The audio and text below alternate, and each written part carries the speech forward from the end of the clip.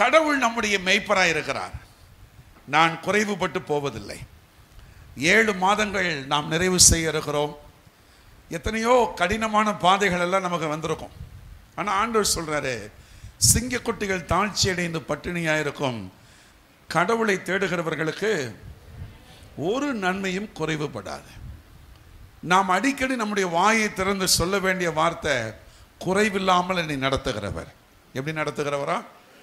நம்முடைய ஆண்டவருக்கு ஒரு பெயர் வைக்க வேண்டுமானால் பிலிப்பியர் 4ஆம் அதிகாரம் 19ஆம் வசனத்தின் அடிப்படையிலே சொல்ல வேண்டுமானால், அவர் நிறைவாக்குகிற தேவன். அவர் என்ன தேவன்? எதை நிறைவாக்குகிறார்? குறைவுகள் எல்லாம் நிறைவாக்குகிறார். அவர் நிறைவை தருகிற தேவன். எனக்கு அன்பான தேவனுடைய பிள்ளைகளே, கடவுளை தேடி வந்தா நிறைவை தருவார்.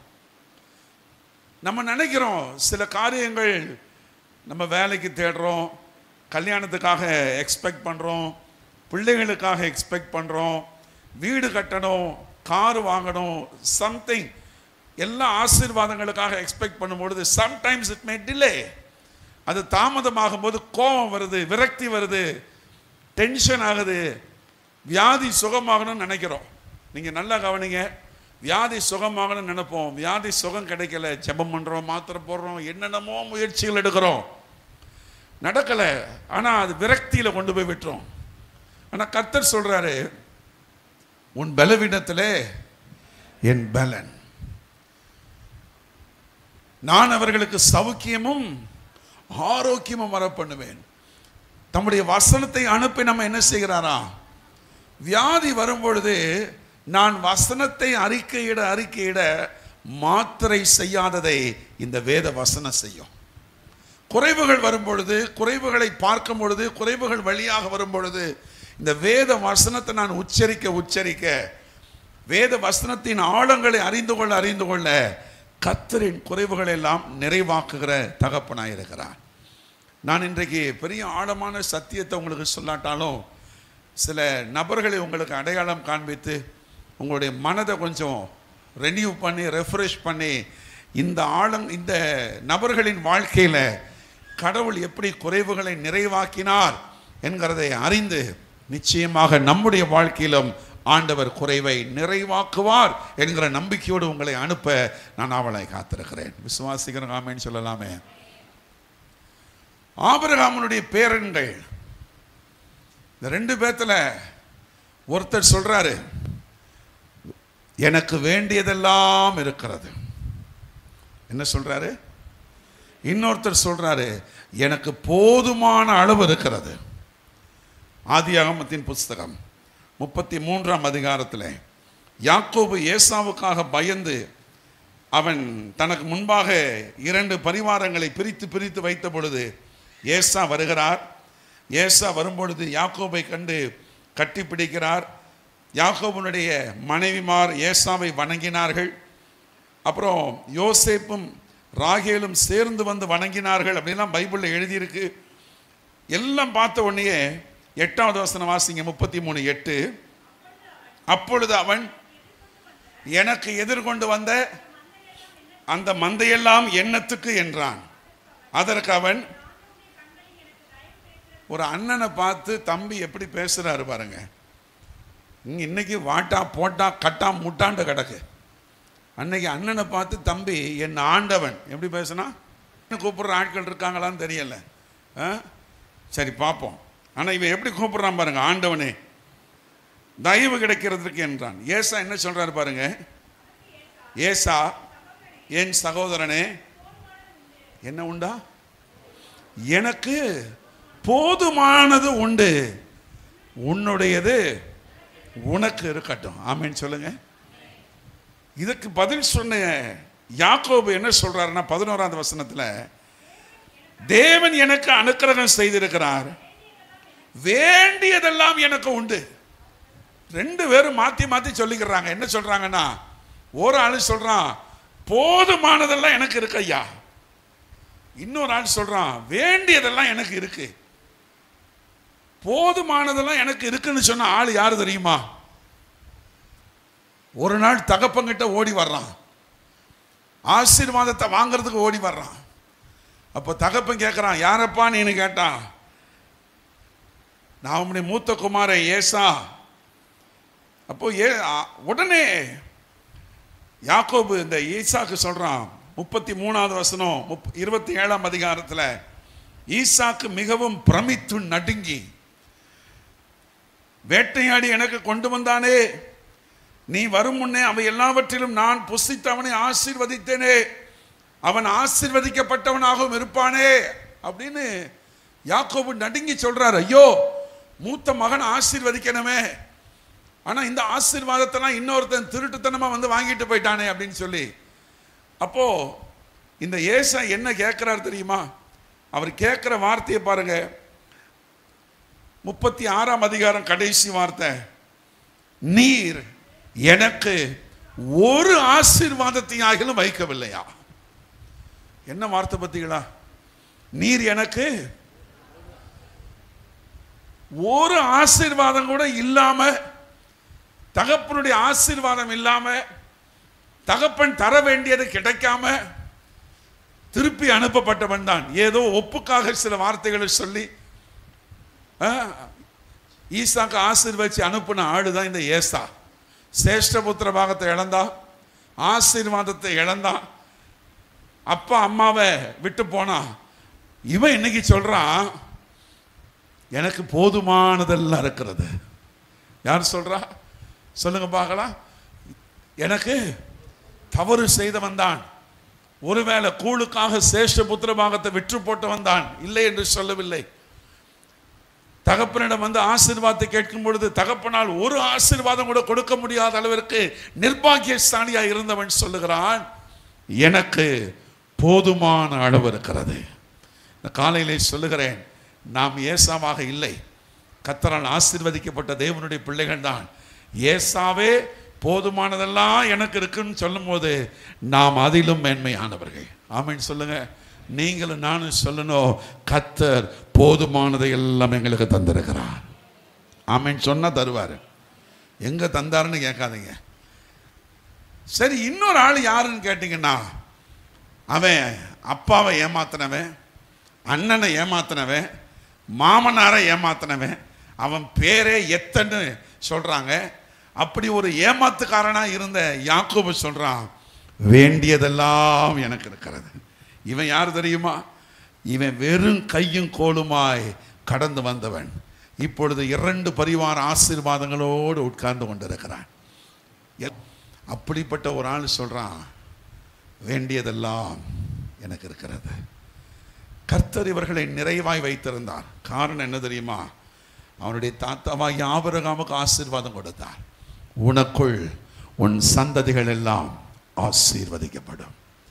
தேவனுடைய பிள்ளைகளே, இந்த காலையிலே வந்திருக்கிற உங்களுக்கு ஒரு ஆசீர்வாதம் கூட இல்லாத ஒரு ஆளு போதுமானதெல்லாம் எனக்கு இருக்குன்னு சொல்றாரு. எல்லாரையும் ஏமாத்தின ஒரு ஆளு, வெறும் கையும் கோலுமா வந்த ஆளு, வேண்டியதெல்லாம் எனக்கு இருக்கு, கடவுள் என்ன நிறைவா நடத்தி இருக்கிறான்னு சொல்ல முடியுமானால் ஆபிரகாமிலும் பெரியவரை நாம் ஆராதித்துக் கொண்டிருக்கிறோம்.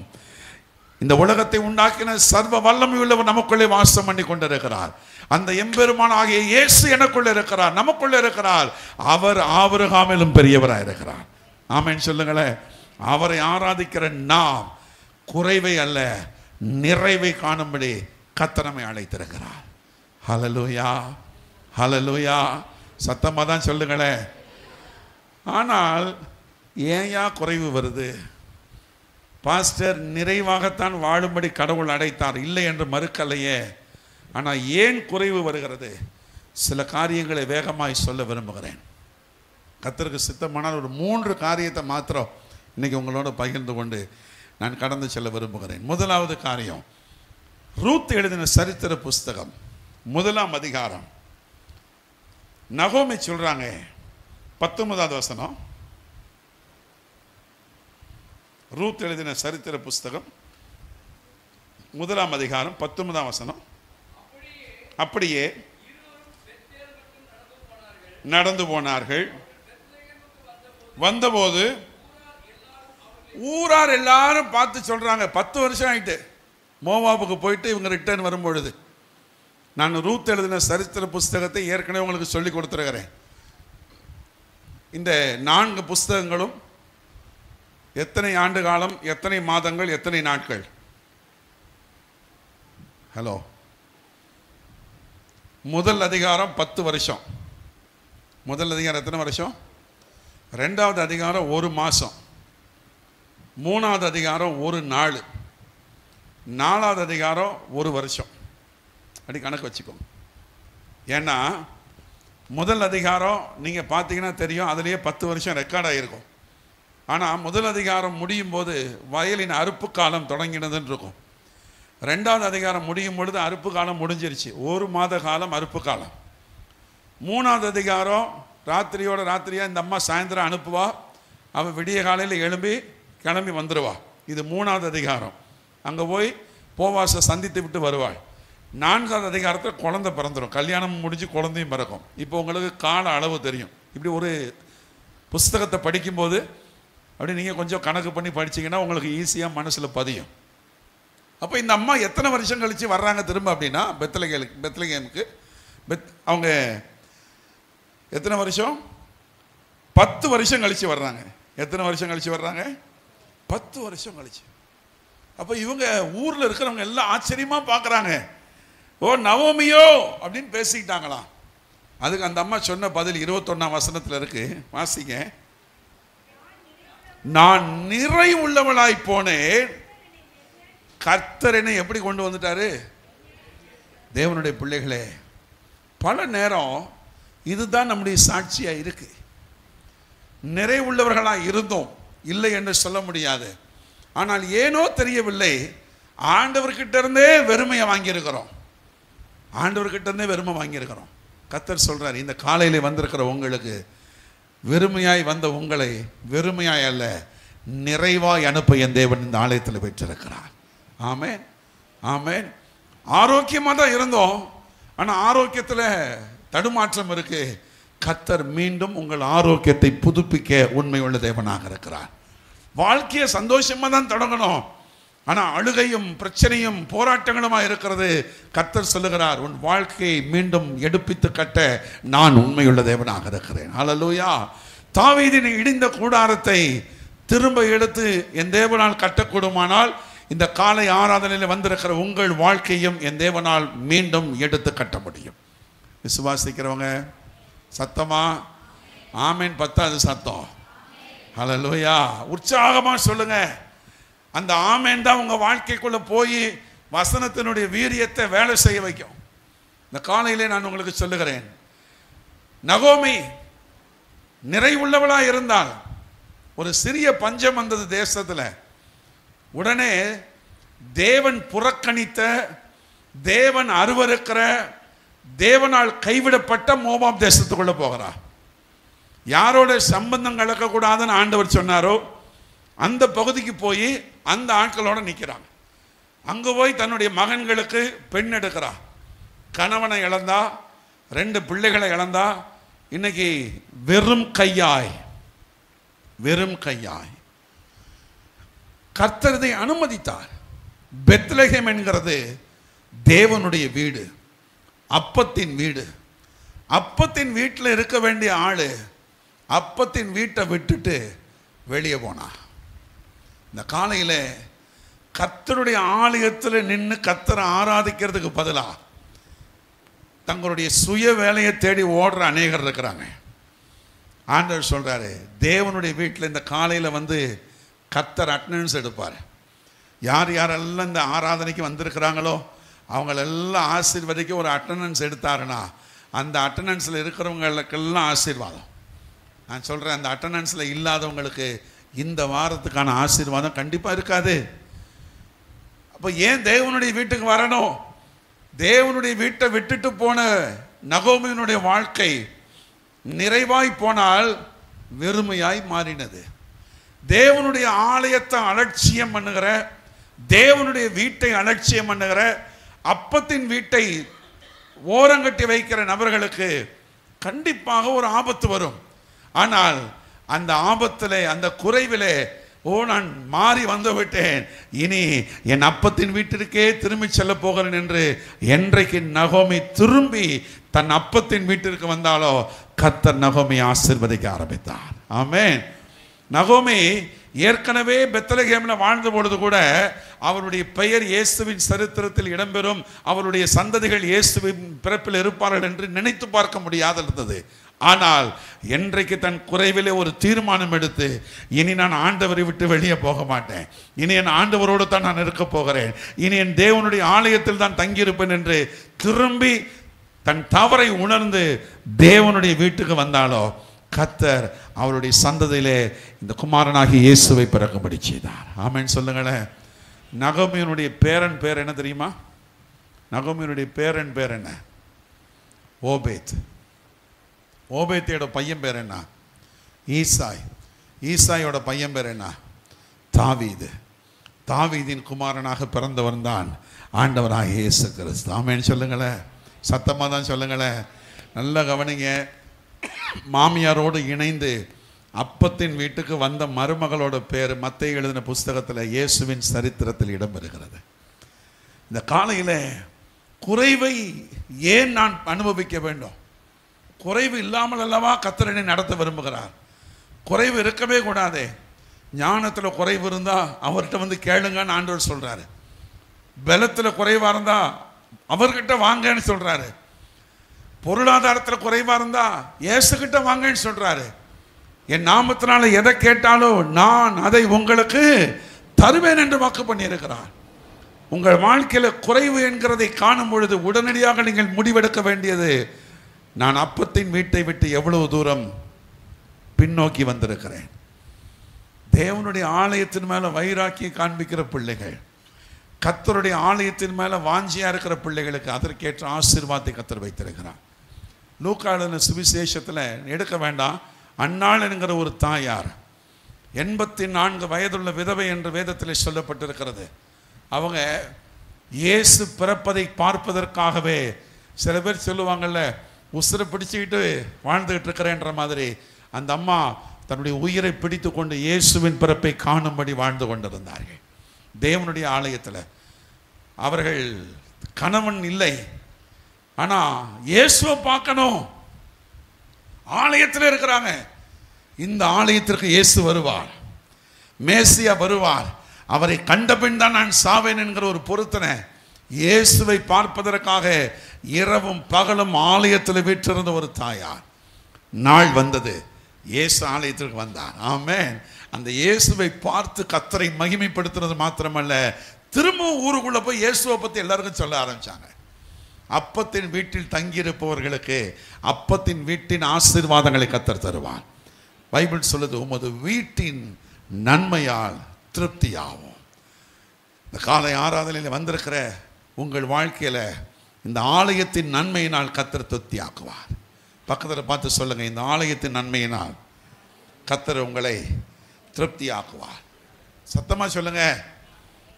118ஆம் சங்கீதத்தில் தாவீது எழுதும் பொழுது விதமாக எழுதுகிறார். எங்கிருந்து ஆசீர்வதிக்கிறோம் அப்படின்னு எழுதுகிறார். 118ஆம் சங்கீதம்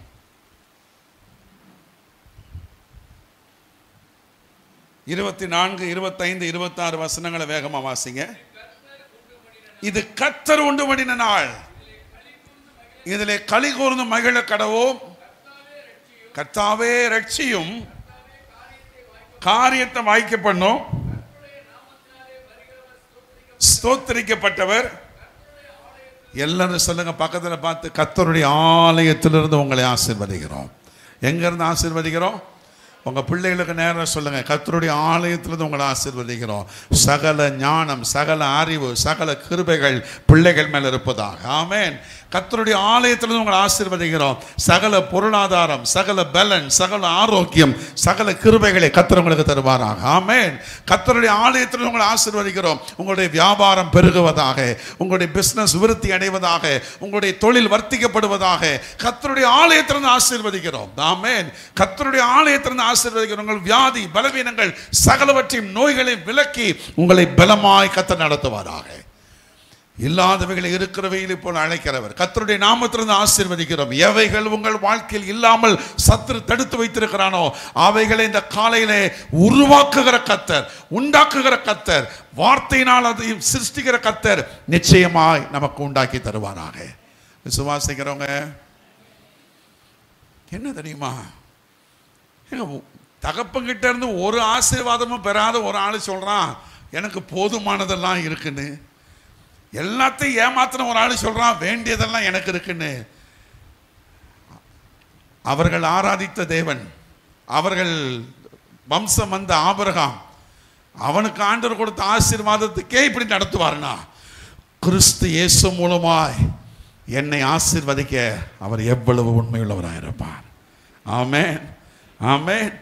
கலாத்தியர் 3ஆம் அதிகாரம் 14, 15, 16 வசனங்கள் இவ்விதமாய் வாசிக்கிறோம். கலாத்தியர் 3ஆம் அதிகாரம் 14ஆம் வசனம். ஆபிரகாமுக்கு உண்டான ஆசீர்வாதம் இயேசு கிறிஸ்து இயேசுவினால் புறஜாதிகளாகிய நமக்கு வரும்படியாக. எல்லாரும் சொல்லுங்க, எப்படி வருதா? இப்போ ஆபிரகாமுக்கு சொன்னார்ல, உனக்குள் உன் சந்ததிகள் ஆசீர்வதிக்கப்படும் அப்படின்னா, it comes to me through Jesus Christ. அது எப்படி வருது? எனக்கு இயேசு மூலமாக வருது. அப்போ நீங்கள் அடுத்த ஆளை பார்த்து சொல்லலாம், உனக்குள் உன் சந்ததிகள் ஆசீர்வதிக்கப்படும். இது ஆண்டவர் சொல்லும் போது ஆபிரகாமுக்கு ஒரு குழந்தை கூட கிடையாது. ஆமென். சத்தமா குழந்தைய வச்சுக்கிட்டுலாம் ஆபிரகாம் ஆண்டவர் சந்ததிகள் ஆசீர்வாதத்தை சொல்லலை. குழந்தை இல்லாதப்போ தான் சொன்னார், உனக்குள் உன் சந்ததிகள் ஆசீர்வதிக்கப்படும். எல்லாம் சீமானா வச்சுக்கிட்டு ஆண்டவர் சொல்லலை, தேசத்தை உனக்கு தருவேன்னு சொன்னார். Nothing was there in Abraham. ஆபிரகாமுடைய கையில் ஒன்று எல்லாத்தையும் விட்டுட்டு வந்தாச்சு. இந்த காலையில் ஆண்டவர் சொல்கிறார், நீங்கள் பார்க்கும்போது உங்களுக்கு ஒன்றும் இல்லைன்னு நினைக்கிறீங்களா? சில பேர்கிட்ட நான் பேசுவேன், கல்யாணம் பண்ணும்போது அத்தனை பவுன் நகை போட்டோம், இப்போ ஒன்றும் இல்லை. கவலைப்படாதீங்க, கவலைப்படாதீங்க. கர்த்தரை தேடி வந்தா அவர் திரும்ப தருவார், திரும்ப தருவார். ஆமென். நாம் ஒவ்வொரு முறையும் யோசிக்க வேண்டும், எவைகள் இழந்தோமோ அவைகளை எப்பொழுது பெற வேண்டும், அந்த அறிவு நமக்கு வேணும். பலத்தை இழந்துட்டு பலனை தேடுறதுக்கு ஹாஸ்பிட்டலில் போகக்கூடாது, தேவனுடைய ஆலயத்துக்கு வாங்க. ஒரு கானானி ஸ்திரீக்கு தெரியுது, பெரும்பாலான ஸ்திரீக்கு தெரியுது, ஏன் நமக்கு தெரியல? பெரும்பாலான ஸ்திரீ மருத்துவர்களுக்கு எல்லாம் செலவழித்து விட்டு ஒன்றும் நடக்கலை, எங்கே ஓடி வர்றாங்க? இயேசு கிட்ட வந்தால் நன்மை கிடைக்கும். கானானி ஸ்திரீக்கு தெரியும், தன் மகளுக்கு சுகம் எங்கே கிடைக்கும்? இயேசுவின் வார்த்தையில் இருக்கு.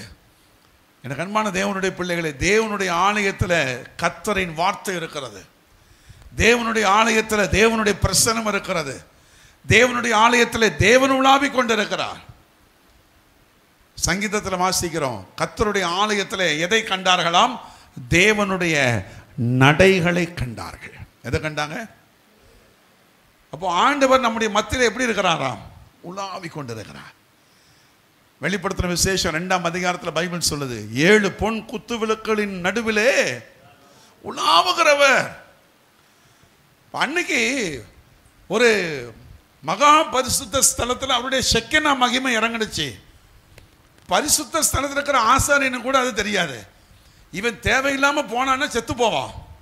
வருஷத்துக்கு ஒரு முறை தான் மகா பரிசுத்த ஸ்தலத்துக்குள்ளே பிரதான ஆசாரியன் உள்ள நுழையணும். அப்படி போகும்பொழுது அவனுடைய ட்ரெஸ்ஸுக்கு கீழே அந்த மணிகள் தொங்கும். அப்போ அவன் ஆராதனை பண்ணும்பொழுது அந்த மணி சத்தம் வந்துக்கிட்டு இருக்கும்.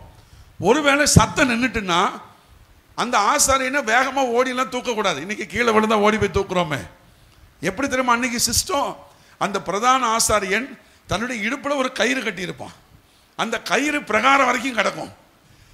ஒருவேளை அவன் உள்ள செத்து கிடந்தான்னா, பரிசுத்தம் இல்லாமல் தேவனை ஆராதிக்க போய் செத்து போனானா, அவனை என்ன போய் பண்ணுவாங்களா? வெளியில் கயிறை பிடிச்சி தான் இழுக்கணும். அன்னைக்கு அங்கே மட்டும்தான் மகிமை இறங்கினுச்சு.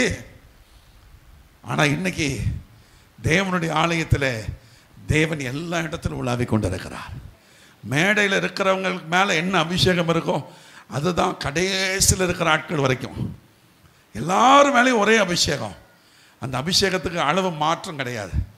என் மேலே என்ன அபிஷேகம் இறங்குதோ அதுதான் உங்கள் மேலே. ஆமென் சொல்லுங்களே. அப்போது இந்த ஆலயத்தில் கர்த்தர் உலாவி கொண்டு இருக்கிறார் என்கிறதை நான் உணரணும். யார் உணரணும்? நம்ம உணரணும். இதுதான் மிக முக்கியமான விஷயம். சபையில் எல்லாரும் அட்டன் பண்ணுவாங்க, ஆனால் எல்லாரும் தேவ பிரசனத்தை உணர முடியாதுங்க. அதை புரிஞ்சு கொள்ளுங்க. கிளாஸ் ரூமில் 60 மாணவர்கள் படிக்கிறாங்கன்னா அதில் ஒருத்தன் தான் ஃபஸ்ட் ரேங்க் வாங்குறான். ஏன்னா அவன் தான் வாத்தியார் சொன்னதை கவனிச்சிருக்கிறான், கேட்டிருக்கிறான். சில பேர் நல்ல பாஸ் ஆகி நல்ல மார்க் வாங்குவாங்க, அவனுங்களும் கவனிச்சிருக்கிறாங்க. இந்த கவனிக்காமல் வாத்தியாரோட இணையாமல் வாத்தியார் சொல்கிறத கேட்காம அவன் இஷ்டத்துக்கு இருக்கிற ஆள் ஃபெயில் ஆகி போயிடுறான். தேவனுடைய ஆலயத்தில் அதுதான். நம்ம எத்தனை பேர் இருந்தாலும் அந்த பிரசன்னம் நம்மளை ஆளுகை செய்யணும்னா நம்ம ஆண்டவரோட இணையணும். தேவனுடைய ஆலயத்தில் வந்துட்டு வெறுமையாக ஒருத்தன் போனான்னா அதை விட பரிதவிக்கப்படத்தக்க நிலைமை வேறு எதுவும் கிடையாது. ஆமென். சத்தமாக சொல்லுங்கள். இந்த காலையில் ஆண்டவரே நான் உங்கள் ஆலயத்துக்கு வந்துட்டேன், நான் வெளியே போகும் பொழுது நிறைவுள்ளவளாய் மகிழ்ச்சியோடு நான் கடந்து செல்ல வேண்டும். ஒரு பெரிய நம்பிக்கை எனக்குள்ள உருவாகணும். ஒரு ஆசீர்வாதமும் இல்லாதவனுக்கு போதுமானதெல்லாம் தர உங்களால் கூடுமானால் உமக்குள்ளே சகல ஆசீர்வாதத்தை எனக்கென்று எழுதி வைத்திருக்கிறீரே, நான் எவ்வளவு நிறைவாய் வாழ வேண்டும். இந்த காலையில் நிறைவை தேடி தேவனுடைய ஆலயத்துக்கு வருவோம். இன்னொரு சம்பவம் நமக்கு எல்லாருக்கும் தெரியும். லூக்கா எழுதின சுவிசேஷம் 15ஆம் அதிகாரம் 14ஆம் வசனத்தில் இளைய குமாரன் தகப்பனுடைய ஆஸ்தியை வாங்கிட்டு அவர் தூர தேசத்துக்கு போயிடுவார். அவர் துன்மார்க்கமாய் ஜீவனம் பண்ணினார் என்று வேதாகமத்திலே வாசிக்கிறோம். ஆனால் என்ன நடந்துச்சா? 14ஆம் வசனம், எல்லாவற்றையும் அவன் செலவழித்த பின்பு அந்த தேசத்திலே கொடிய பஞ்சம் உண்டாயிற்று. அப்பொழுது அவன் என்ன செய்தானா? தகப்பனோட இருக்கிற வரைக்கும் நிறைவு, தகப்பனோட இருக்கிற வரைக்கும் ஆசீர்வாதம், தகப்பனோட இருக்கிற வரைக்கும் சந்தோஷம், கஷ்டமில்லாத வாழ்க்கை. இப்போ என்னாச்சு? குறைவு. ரெண்டாவது காரியம் சொல்கிறேன். ஒன்று ஆலயத்தை விடக்கூடாது, இன்னொன்று தகப்பனை விடக்கூடாது. யாரை விடக்கூடாது? நீங்கள் எங்கே போனாலும் உங்கள் ஆண்டவரோடு இருக்கணும். தாவீது சொல்லுகிறார் 139ஆம் சங்கீதத்தில், நான் வானத்திற்கு ஏறினாலும் நீர் அங்கேயும் இருக்கிறீர், நான் பாதாளத்தில் படுக்கை போட்டாலும் அங்கேயும் உமது கையை. பாருங்க, நான் எங்கே போனாலும் நீங்கள் இருக்கிறீங்க ஆண்டவரே சொல்லிட்டு சொல்கிறார், உமது சமூகத்துக்கு மறைவாக நான் எங்கே ஓடுவேன். ஹல்லேலூயா. தேவனுடைய பிள்ளைகளே, நம்ம எங்கே போனாலும் we should live and we should move with the presence of Lord. நம்ம மூவ் பண்ணுறதே ஆண்டவருடைய பிரசன்னத்தில் இருக்கணும். நம்ம நடக்கிறது, ஒர்க் பண்ணுறது, நம்ம சைன் பண்ணுறது, everything we should do with the presence of the Lord. நேற்று ட்ராக்ஸ் கொடுக்க போனாங்க பிள்ளைகள், நல்ல அழகாக ட்ராக்ஸ் கொடுத்துட்டு வந்தாங்க. போகும்போது நல்ல ஜெபம் பண்ணாங்க. மார்க்கண்ண எதிர்ப்புகள், எதிர் வல்லமைகள், ஒரு சிறு எதிர்ப்பு கூட இல்லாதபடி கர்த்தர் நடத்துவார். ஆமென் சொல்லுங்க சத்தம்மா. ஏன் தெரியுமா? பிள்ளைகள் போகும்பொழுது தேவ பிரசன்னத்தை சுமந்துக்கிட்டு போகிறாங்க. ஆமென். அந்த தேவ பிரசன்னத்தை சுமந்துக்கிட்டு போகிற பிள்ளைகளுடைய குடும்பங்களையும் கர்த்தர் அவர் பிரசன்னத்தினால் நிரப்பி ஆசீர்வதிப்பார். ஆமென் சொல்ல மாட்டீங்களே? ஊழியக்காரரோட இணைந்து ஊழியம் செய்கிற பிள்ளைகளுக்கு ஏற்ற ஆசீர்வாதம் பைபிள் இருக்கு. மகிமையுள்ள வாடாத கிரீடத்தை கர்த்தர் தருவார். ஹல்லேலூயா. அப்போ இந்த பையன் என்ன பண்ணுறான்? எல்லாத்தையும் செலவு பண்ணிட்டான். குறைவு உண்டாச்சு. வேகமாக வாசிங்க அடுத்த வசனம். குறைவு உண்டான உடனே அந்த தேசத்தில் குடிகளில் ஒருவனிடத்தில் போய்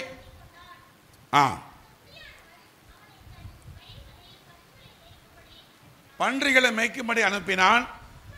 அப்பொழுது பன்றிகள் தின்கிற தவிட்டினாலே தன் வயிற்றை நிரப்ப ஆசையாக இருந்தால் ஒருவனும் அதை அவனுக்கு, ரொம்ப முக்கியமான விஷயம் நான் சொல்லித்தாரேன்.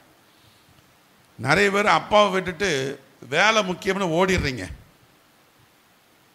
அப்போ வேலை கிடச்சிச்சு, சம்பளமும் கிடச்சிச்சு, ஆனால் சோறு கிடைக்கல.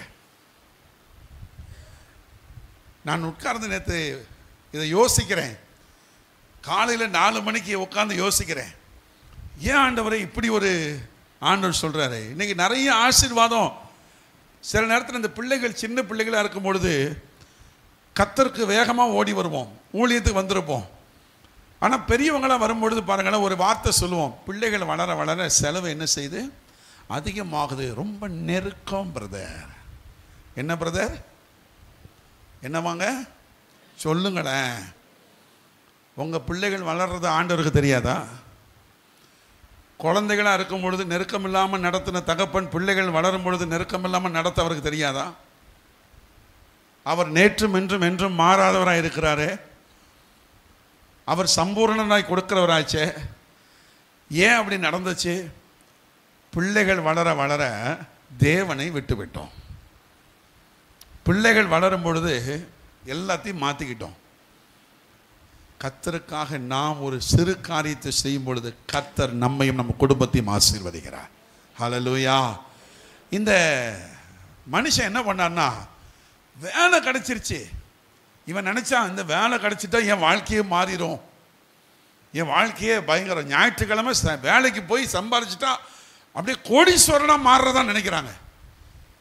ஞாயிற்றுக்கிழமை கர்த்தருக்கான நாளாச்சே, அதை கர்த்தருக்கு கொடுக்கணும்னு ஆண்டவர் சொல்லியிருக்கிறாரு. அன்னைக்கு வேலைக்கு போய் சம்பாதிக்கிறதுனால 3 மடங்கு செலவு வரும்னு தெரியாதா? நான் விளையாட்டாக சொல்லவில்லை, சீரியஸாக சொல்லி கொண்டிருக்கிறேன். அரசாங்கமே ஞாயிற்றுக்கிழமை லீவுன்னு சொல்லியிருக்கே, கர்த்தர் அதை தன்னுடைய நாள்னு சொல்லியிருக்கிறாரு. எப்படியாக ஆண்டவருக்கான நேரத்தை அந்த நாளில் நம்ம கொடுக்க வேண்டாமா? அதை விட்டுட்டு போய் சம்பாதிக்கிற ஆட்களுக்கு எப்படிங்க? எல்லாம் வரும், காசு வரும், பணம் வரும், ஓட்டி வரும், ஏட்டி வரும், எல்லாம் வரும். ஆனால் கையில் தங்காதையா, சோறு திங்க முடியாது. பைபிள் சொல்லி தருது. எல்லாம் வரும், என்ன முடியாது? விரும்பினதை வாங்கி சாப்பிட முடியாது. நீங்கள் நல்லா யோசித்து பாருங்க. குறைவான வருமானம் இருந்த பொழுது கூட சந்தோஷமா இருந்தோம், ஹாப்பியா இருந்தோம். இப்போ பிள்ளைகள் சம்பாதிக்கிறாங்க, கணவர் சம்பாதிக்கிறாரு, இந்த பக்கம் வருமானம் வருது, அந்த பக்கம். ஆனால் இல்லையே, கையில் நிற்கலையே. ஏன் அப்படின்னா, தேவனுக்காக நான் கொடுத்த இடம் மாறிவிட்டதினால் தேவனும் என்னை மறந்து போனார். இந்த பையன் ஒரு தீர்மானம் எடுக்கிறான். வேலைக்காரன் கூட எங்கள் வீட்டில் நல்லா சாப்பிட்டுட்டு இருக்கிறான், நான் ஏன்டா இப்படி கஷ்டப்படணும் அப்படின்னு என்ன தெரியுமா அர்த்தம்? உலகத்தில் இருக்கிற ஆட்கள் கூட நல்லா இருக்கிறான், கர்த்தருடைய பிள்ளைகள் நான் ஏன் கஷ்டப்படணும்? முடிவெடுக்கிறான். அப்பாவுக்கு நேரம் வர்றான். எதை விட்டு போனானோ அந்த இடத்திற்கு திரும்பி வருகிறான். கர்த்தர் திரும்ப அவனை ஆசீர்வதிக்கிறான். இந்த காலையில் ஒருவேளை தேவனை விட்டுட்டு மற்ற உலகத்தின் காரியங்களுக்கு நிறைய இம்பார்ட்டன்ஸ் கொடுத்துருந்தா, ஸ்டாப் ஹியர் இட்செல்ஃப். இன்னைக்கே முடிவு பண்ணுங்க, முற்றுப்புள்ளி வைங்க. முதலாவது தேவனுடைய ராஜ்யத்தையும் அவருடைய நீதியும் தேடுங்கள், அப்பொழுது இவைகளெல்லாம் உங்களுக்கு கூட கொடுக்கப்படும். மூன்றாவது ஒரு சம்பவத்தை மாத்திரம் சொல்லி நான் முடிவு செய்ய விரும்புகிறேன். திரும்பவும் சொல்கிறேன், உங்களை உற்சாகப்படுத்துறதுக்கு. ஒரு ஆசீர்வாதமும் இல்லாத ஒருத்தன் எனக்கு போதுமானது இருக்குன்னு சொல்கிறான். எல்லாரும் ஏமாத்தின ஒருத்தன் எனக்கு வேண்டியதெல்லாம் இருக்குன்றான். கர்த்தர் நம்மளை ஆசீர்வதிப்பாரா, ஆசீர்வதிக்க மாட்டாரா? திரும்ப சொல்கிறான், ஆபிரகாமிலும் பெரியவர் நம்மோடு கூட இருக்கிறார். ஹல்லேலூயா. தேவனுடைய வீட்டை தேடி வந்த நகோமியின் வாழ்க்கையில் மீண்டும் ஒரு மறுமலர்ச்சியை கொடுத்து கர்த்தர் அவளை ஆசீர்வதிக்க முடியுமானால், அவரை தேடி வருகிற நமக்கும் கர்த்தர் உண்மையில் அவராக இருக்கிறார். அன்றைக்கு தகப்பனை விட்டு போனவன் குறைவுபட்டான், புத்தி தெளிந்து. பைபிள் அப்படி எழுதியிருக்கு, நான் அதெல்லாம் டைம் இல்லாதனால சுருக்குகிறேன். அவனுடைய புத்தி தெளிந்து. 17ஆம் வசனம் வாசிங்க. அவனுக்கு புத்தி. இந்த காலையில் சபையில் இருக்கிற நமக்கு புத்தி தெளியணும். ஏன் இந்த குறைவு வந்தது? ஏங்க, அன்னைக்கு பலவீனம் எவ்வளவோ இருந்தாலும் கர்த்தரை தேடி ஓடி வந்தீங்களேங்க. இன்னைக்கு ஒரு சின்ன பலவீனம் உடனே எல்லாத்தையும் விட்டுறீங்க. கர்த்தர் பார்க்குறாரா இல்லையா? புத்தி தெளிய வேண்டும். மூன்றாவதாக ஒரு காரியத்தை சொல்லி நான் முடிக்கிறேன். அப்போஸ்தலர் நடபடிகளில் 4ஆம் அதிகாரம் திருப்பி வைத்துக் கொள்ளுங்கள். அப்போஸ்தலர் நடபடி 35ஆம் வசனம். அப்போஸ்தலருடைய பாதத்தில் வைத்தார்கள், பகிர்ந்து கொடுக்கப்பட்டது. இது அப்போஸ்தலரை குறித்து வேதம் எழுதியிருக்கிறது. விசுவாசிகள், தேவனுடைய பிள்ளைகள் தங்களுக்கு உண்டான சொத்துக்கள், ஆஸ்திகளை கொண்டு வந்து அப்போஸ்தலருடைய பாதத்தில் வைத்தார்கள். அப்படி அவர்கள் வைத்ததை அப்போஸ்தலர்கள் பகிர்ந்து கொடுத்தார்களாம். பைபிள் சொல்றது, அவர்களில் ஒருவனுக்கு ஒன்றும் என்ன செய்யலையா? இந்த காலையிலே நாம் அறிந்து கொள்ள வேண்டிய இன்னொரு சத்தியம், நாம் ஆராதிக்கிற தேவன் எப்படிப்பட்டவர் என்றால், அவர் நம்மை ஆசீர்வதிக்கிறவர். ஆனால் அவர் கொடுத்த ஆசீர்வாதத்திலிருந்து அவரை நாம் எப்படி கனப்படுத்துகிறோம் என்கிறதை தெரிந்திருக்கிறார். இந்த சீஷர்கள் எல்லாம் ஊழியத்துக்கு அனுப்பும் பொழுது இயேசு கிறிஸ்து ஒரு பெரிய தொகையை கொடுத்து ஒரு 3 வருஷத்துக்கு வச்சுக்கோங்க, 2 வருஷத்துக்கு வச்சுக்கோங்கன்னா சொல்லி அனுப்பலை. உலகமெங்கும் போங்கன்னு சொன்னார். தோமாவுக்கு கையில், எப்பா நீந்தாப்பா ஒரு 50,000 கையில் வச்சுக்கோ, கொஞ்சம் செலவுக்கு சாப்பாட்டுக்கு வச்சுக்கோன்னு கொடுத்தாரா? யாருக்கும் எதையும் கொடுக்கவில்லை. சரி, இந்த சீஷர்கள் தான் எப்படி வந்தார்கள்? பேதுரு சொல்றாரு இயேசுகிட்ட வந்து, எல்லாவற்றையும் விட்டு உம்மை பின்பற்றினோமே. they left everything. எல்லாத்தையும் விட்டுட்டாங்க. ஆஸ்தியை விட்டான், வேலையை விட்டான், மீனை விட்டான், படகை விட்டான், குடும்பத்தை விட்டான், எல்லாத்தையும் விட்டுட்டு இயேசு மட்டும் அப்படின்னு வந்த ஆட்களுக்கு இயேசு சொன்ன வார்த்தை என்ன தெரியுமா? நீங்கள் உலகம் எங்கும் போங்க, சுவிசேஷத்தை பிரசங்கம் பண்ணுங்க. வார்த்தையை தான் சொன்னார். அவர்கள் வார்த்தையை சுமந்தார்கள். நாளைக்கு மிஷனரிமார்கள் வராங்கல்ல, அவங்க என்ன பணத்தை எதிர்பார்த்தா வர்றாங்க? இல்லை. ஆனால் அவங்க வார்த்தையை சுமந்து கொண்டு கடுமையான பகுதிகளிலே, நாம் செல்ல முடியாத பகுதிகளில் போய் ஊழியம் பண்ணுறாங்க. இப்போ நம்ம இயேசுனுடைய சீடர்களை பார்க்கணும். ஒருவேளை இந்த தோமாலாம் யோசித்திருந்தாங்கன்னா எப்படி இருந்திருக்கும்? என்ன ஆண்டவரே, இப்போ நான் சொல்கிறேன், என் மகனை கூப்பிட்டு சொல்கிறேன் திடீர்னு, தம்பி இந்த மெயின் கார்டு கேட்டில் போயிட்டு இந்த பிரிண்டிங் ப்ரெஸ்ஸில் போய் டக்குன்னு அந்த ஃப்ளையர்ஸ்லாம் வாங்கிட்டு வா அப்படின்னா உடனே என்ன தெரியுமா கேட்பான்? டக்குன்னு ட்ரெஸ் பண்ணிட்டு, டாடி பெட்ரோல் காசு. என்ன காசு? நான் காசு அப்பா கிட்ட இல்லைடா அப்படின்னா உடனே யார் தெரியுமா வருவா? டாடி பெட்ரோலுக்கு காசு கொடுக்காம பிள்ளை எப்படிப்பா போவான் அப்படின்னு ஒரு சவுண்டு வரும். அப்போ எதுவுமே இல்லாமல் என்ன செய்ய முடியாது? போக முடியாதுங்க. சீஷர்கள் ஒரு கேள்வி கேட்கல. ஆனால் கர்த்தர் அவர்களை நிறைவாய் நடத்தினார். எப்படி தெரியுமா? அவர்கள் ஊழியத்தில் அவர்கள் சம்பாதித்த விசுவாசிகளை கொண்டு, அந்த விசுவாசிகளும் நிறைவை அனுபவித்தார்கள், அப்போஸ்தலர்களும் குறைவை காணவில்லை. அப்போ குறைவு எங்கே நிறைவாகிறது என்றால் 3 காரியத்தை சொன்னேன். 1, தேவனுடைய வீட்டில் கனப்படுத்த வேண்டும். 2வது, தேவனை தேட வேண்டும். 3வது, தேவனுக்கு கொடுக்க வேண்டும். யாரு கொடுக்கணும்?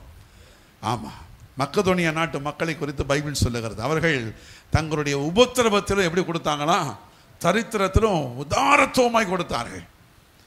Give unto the Lord. கர்த்தருக்கு கொடுக்கறதுல நீங்கள் சோர்ந்து போகக்கூடாது. தங்களால் இயன்றதை கொடுக்கணுங்க. நம்ம எவ்வளோ கொடுக்குறோன்றது முக்கியம் இல்லை, எந்த நிலையிலிருந்து கொடுக்குறோம் என்பதை கர்த்தர் பார்த்து கொண்டிருக்கிறார். நம்ம கொடுக்குற அமௌண்ட்டை வச்சு ஆசீர்வதிக்க மாட்டார், கொடுக்குற உள்ளத்தை வைத்து ஆசீர்வதிக்கிறார். சத்தமா இந்த காலையில் ஆண்டவரே, ஏசாவை வேண்டியதெல்லாம் கொடுத்து ஆசீர்வதிக்க முடியும், யாக்கோபுக்கு போதுமானதெல்லாம் கொடுத்து ஆசீர்வதிக்க முடியும், நகோமியை நிறைவுள்ளவளாக நடத்த முடியும். திரும்ப கெட்ட குமாரனுக்கு மோதிரம் கிடைக்குது, செருப்பு கிடைக்குது, புது ட்ரெஸ்ஸு கிடைக்குது, நல்ல விருந்து கிடைக்குது. அப்படிப்பட்ட ஒரு ஆசீர்வாதத்தை அவனுக்கு கொடுக்க முடியும். விசுவாசிகளும் அப்போஸ்தலர்களும் குறைவில்லாமல் வாழ்க்கை நடத்த முடியும்னா அதே தேவன் இன்றைக்கும் ஜீவன் உள்ளவராக இருக்கிறார். அந்த இயேசுக்கு உங்கள் வாழ்க்கையை கொடுத்துட்டீங்கன்னா அந்த இயேசுவை தேடி வாங்க. ஹல்லேலூயா. இருக்கிறத எழுப்பிட்டு இருக்கலாமா? நமக்காக சிலுவையில் ஜீவனை கொடுத்த அதிபதி. ஒரு பல்லவியை மாத்திரம் பாடி அப்படியே ஜெபம் பண்ணி கர்த்தருக்கு நன்றி செலுத்துவோம். ஒரு நிமிடம் கவனிங்க. சிங்கக்குட்டிகள் தாழ்ச்சி அடையும். இந்த உலகத்தில் இருக்கிற மக்களுக்கு குறைவுகள் வரும், ஆனால் நிறைவை தருகிறவர் அங்கே இல்லை.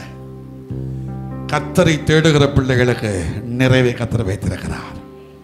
இயேசுவை தேடி வந்த ஒரு ஆளுக்கு ஒரு நாளும் குறைவு கிடையாது. பார்க்கறதுக்கு வேணா குறைவா தெரியலாம். இன்னைக்கு ஐயா 25 வருஷம் ஆபிரகாமுக்கு வாக்கு தத்தத்தின் பிள்ளை கிடைக்கலங்க. உங்கள் பார்வையில் என் பார்வையில் அது குறை. ஆனால் ஆதியாகமம் 21ஆம் வசனம் சொல்லு, 21ஆம் அதிகாரம் சொல்லுது, தேவன் குறித்த நாளிலே சாராள் கர்ப்பவதியானாள். God fixed a date to bless you, to flourish you. ஆண்டவர் ஒரு நாளை குறித்து வச்சிருக்கிறாரு. காத்திருங்கள், காத்திருங்கள், நம்பிக்கை இழந்து போகாதீங்க. உங்கள் சுக வாழ்வு சீக்கிரத்தில் துளிர்க்கும். உங்கள் வாழ்க்கையில் மறுமலர்ச்சி உண்டாகும். ஆண்டவரே, எங்கள் வாழ்க்கையில் எப்பொழுது இந்த மறுமலர்ச்சி வரும்? எல்லாரும் சேர்ந்து இந்த பாட்டில் சொல்லுவோமா?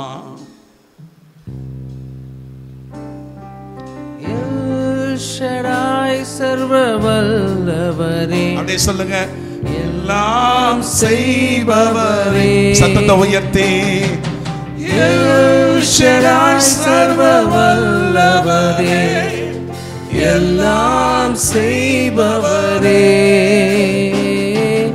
இல்லாதவைகளை இருக்கின்றதா வரவழைப்பவரே. பாடும் பொழுதே இல்லாதவைகளை இருக்கின்றதா வரவழைப்பவரே. கையை உயர்த்தி சொல்லுங்க. ஆபிரகாமுக்கு செய்தவர் எனக்கும் செய்ய வல்லவர். ஆபிரகாமுக்கு செய்தவர் எனக்கும் செய்ய வல்லவர். நாளொன்றும் கூடாதென்று என்னை நான் தந்து விட்டேன். அர்ப்பணித்து உம்மால் எல்லாம் கூடும் என்று உம்மை நான் நம்பியுள்ளேன். என்னால் என்றும் கூடாதென்று என்னை நான் தந்து விட்டேன். உம்மால் எல்லாம் கூடும் என்று உம்மை நான் நம்பியுள்ளேன். சத்தத்தை உயர்த்தி ஏகோவாயிரே எல்லாம் பார்த்துக் கொள்வார், தேவையை நிறைவாக்குவார். கண்ணீரை துருத்தியில் எடுத்து வைத்து ஏற்றதாய் பலன் தருவார். ஏகோவாயிரே எல்லாம் பார்த்துக் கொள்வார், நிச்சயமாய் நிச்சயமாய் நிச்சயமாய்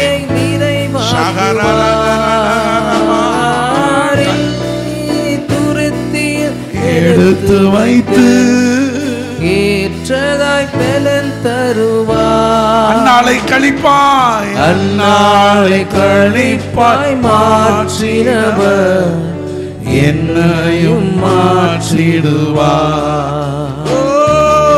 அந்நாளை கழிப்பாய் மாற்றினவர் என்னையும் மாற்றிடுவார். சொல்லுங்க. என்னாலொன்றும் கூடாதென்று என்னை நான் தந்து விட்டேன்.